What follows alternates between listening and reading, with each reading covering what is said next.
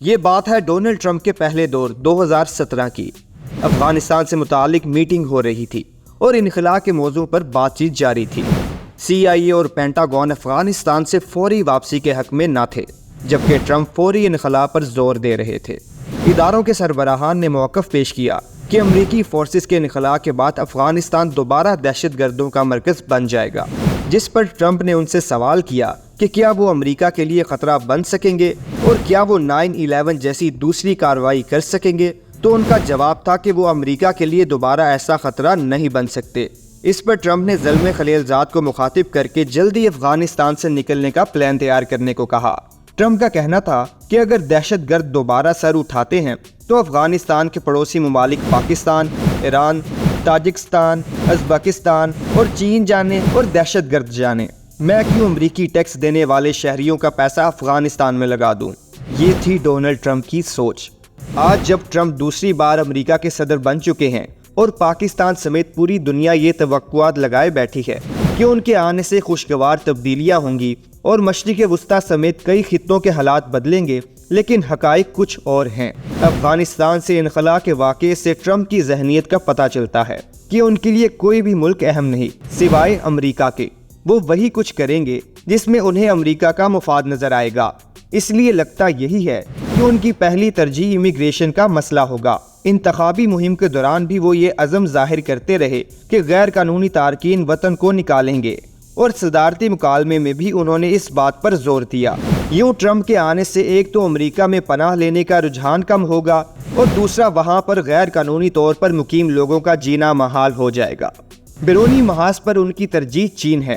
وہ چین کا راستہ روکنے کے لیے جو کچھ کر سکتے ہیں کریں گے۔ انہوں نے فلسطین میں جنگ ختم کرنے کی بات کی ہے، لیکن اس معاملے میں ان سے خیر کی توقع نہیں کی جا سکتی۔ وہ ثالث بننے کی بھی کوشش کریں گے، لیکن حقیقت میں ان کا وزن اسرائیل کے پلڑے میں ہوگا۔ اسی طرح انہوں نے یہ بھی اعلان کیا ہے کہ وہ یوکرین کی جنگ ختم کرائیں گے، لیکن اس جنگ کے خاتمے کا فوری طور پر کوئی طریقہ نظر نہیں آتا۔ لیکن شاید وہ یوکرین کی مدد بند کرا دیں، کیونکہ اپنی تقریروں میں وہ یہ بھی کہتے ہیں کہ امریکیوں کا پیسہ کیوں وہاں خرچ ہو۔ ایک اور تبدیلی یورپ کے ساتھ تعلقات میں سرد مہری کی بھی آ سکتی ہے۔ ڈونلڈ ٹرمپ کا یہ خیال ہے کہ نیٹو میں امریکہ کا پیسہ اور انسانی ریسورسز زیادہ خرچ ہوتے ہیں اور یورپ اپنا پورا حصہ نہیں ڈالتا۔ یوں وہ یورپ کو اپنا حصہ بڑھانے کا کہہ سکتے ہیں، نہیں تو پھر وہ بھی نیٹو کو اگنور کریں گے۔ ایران کے معاملے پر وہ سختی کریں گے اور اسرائیل کو ایران کی ایٹمی تنصیبات پر حملے کے لیے شہ دے سکتے ہیں۔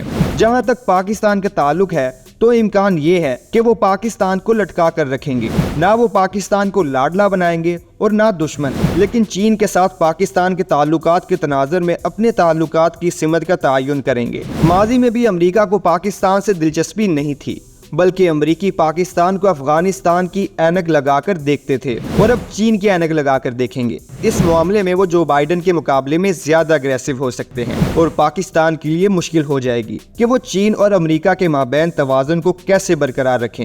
سب سے بڑا سوال جو اس وقت پاکستان میں زیر بحث ہے کہ کیا وہ عمران خان کی رہائی کے لیے دباؤ ڈالیں گے یا نہیں۔ تو اس حوالے سے زلفی بخاری کا ڈونلڈ ٹرمپ کے داماد کے ساتھ رابطہ ہے، اور وہ ان کے ذریعے ڈونلڈ ٹرمپ تک یہ بات پہنچا سکتے ہیں۔ دوسری طرف امریکہ میں موجود پاکستانی زیادہ تر عمران خان کے حامی ہیں، اور اکثریت نے ووٹ بھی ڈونلڈ ٹرمپ کو دیا ہے۔ وہ لوگ بھی اپنا اثر و رسوخ استعمال کر سکتے ہیں۔ یوں ڈونلڈ ٹرمپ اس معاملے پر فوری کوئی فیصلہ نہیں کریں گے، لیکن یہ امکان بھی پوری قوت کے ساتھ موجود ہے کہ عمران خان کے معاملے پر ٹرمپ اثر انداز ہو سکتے ہیں۔